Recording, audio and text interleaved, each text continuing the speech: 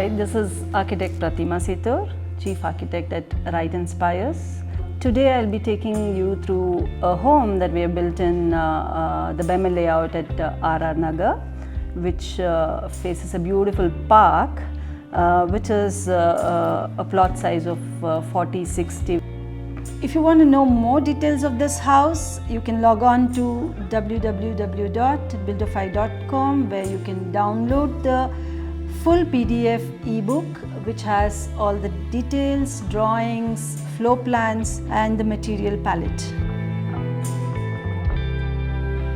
The park has lovely large trees from Gulmohar to the tabubias to deep within the mango groves literally. So you see the deep green canopy inside, and then you see a glimpse of a sky through these leaves, which become very interesting. And what we discovered building the house is the park gets more interesting when you start looking at them at different levels. So when you're at ground level, the views you can capture is so different from what you capture at the first level, and very different from what you can capture at the terrace level.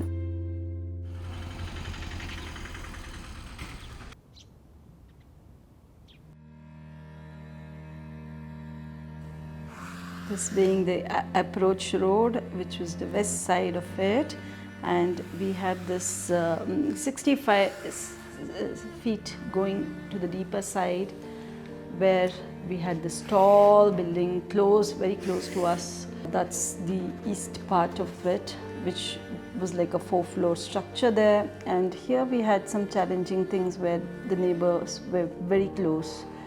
So we smartly went behind when the neighbor was very close, and this was not a very difficult side, and we kind of screened it with the kind of little greenery in this entry. And here we see that large park and trees and pretty wide road where the cars can always get parked towards the park side. So most of these was followed as per the setbacks that the bylaw says. Here was the security entry gate with the main door at this point. So from the security gate to the main door, we had this beautiful curved wall element, which would kind of give glimpses. It's a fenestrated wall where you get a slight bit of hazy glimpses of the inside, and for somebody who's inside, you will get a glimpse of what is outside. And these slits also get in beautiful light.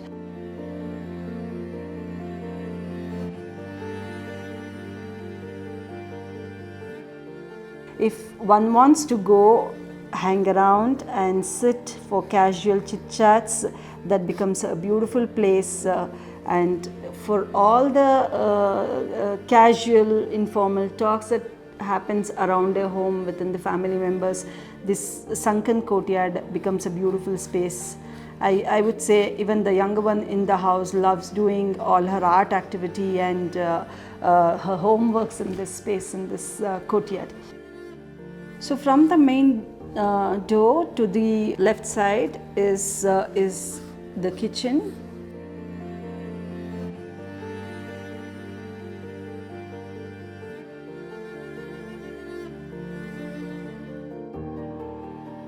And here's the dining space, which overlooks onto the private garden that we have maintained here, and the God's space, the puja works out here.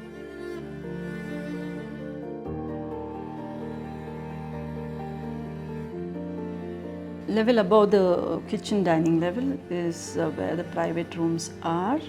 So we come up here to a common space there, which was designed as the study and a home office space.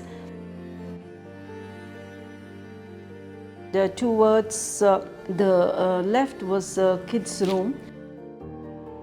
We had very smartly cordoned off rear side, which was a tall and not so good looking neighbor with blank walls there, and we allowed the air and light to flow in like this, and we opened up the window towards our own green space that we had created, the little green courtyard.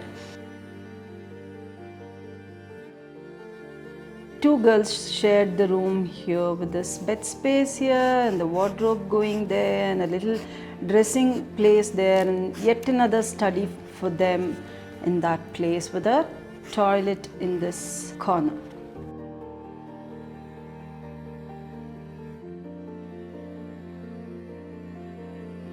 This is the master bedroom here. We have a large window which is deliberately curved, which faces the park. Just the way the trees are bending over onto the house, in response we pulled the space outward and deliberately introduced a curved window wherein we achieve some kind of privacy. Since this is a bedroom space, the looking out happens very easily, and looking into the room is restricted with a curved window being in place.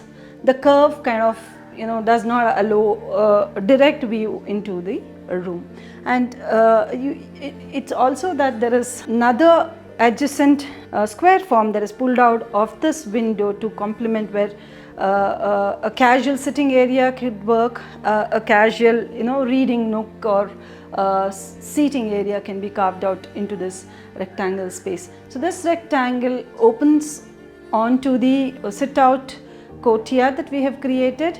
So at all times it can kind of when one doesn't want to have light coming in from these areas, we screen it out and then have this internal connection which is still open for light and ventilation. The brick wave roof flows into the master bedroom space here. The wooden flooring cozies up the space in the bedroom. So the room has a private walk-in closet space and a space for a dresser. It is quietly tucked in, so the open part of the room is not really visible, and then opens to the attached toilet there.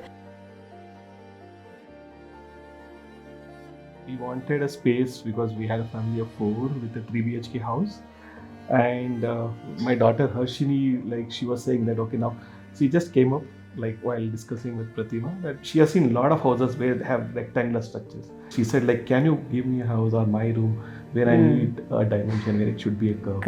I think even that small minute detail what Prathima could get that. So I think there is a lot of dimensions, curves throughout. So I think these are the small details which I think when when the house got completed, this was exactly what I think. This is beyond what we actually even thought that now we'll get this house.